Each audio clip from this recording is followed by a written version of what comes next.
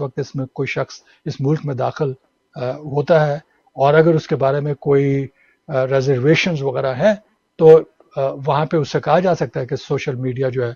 اس کی ایکسس ہمیں دیں، ہم دیکھنا چاہتے ہیں وغیرہ وغیرہ. اسی طرح سے انٹرویوز پہ جو ہے وہ اس بارے میں وہ پوچھ سکتے ہیں کہ سوشل میڈیا پہ جو ہے اس شخص کی کس قسم کی پریزنس رہی ہے اور اس نے کیا باتیں لکھی ہیں اور کیا کی ہیں. اور جہاں تک باتوں کا تعلق ہے تو باتیں کئی دفعہ لوگ جو ہے وہ حد سے تجاوز کر کے بھی چلے جاتے ہیں، لیکن کوشچن یہ ہے کہ کیا واقعی وہ اس قسم کی کوئی حرکت کر بیٹھیں گے؟ تو اس کو کس طریقے سے آپ کور کر سکیں گے. تو اب یہ ہے کہ اب جو پالیسی اس کو اگر منیمم بالکل اس کو منیمم طریقے سے آپ دیکھیں تو اس میں میرا خیال ہے کہ یہ روٹین وہ مانگیں گے کہ جو شخص بھی نیچرلائزیشن کی اپلیکیشن دے رہا ہے اس کے ساتھ ہی وہ کچھ لوگوں کے ایفیڈیوٹ ڈالے اور اس ایفیڈیوٹ کے ذریعے سے جو اس بات کی شہادت مل سکے کہ یہ شخص جو ہے نیک ہے،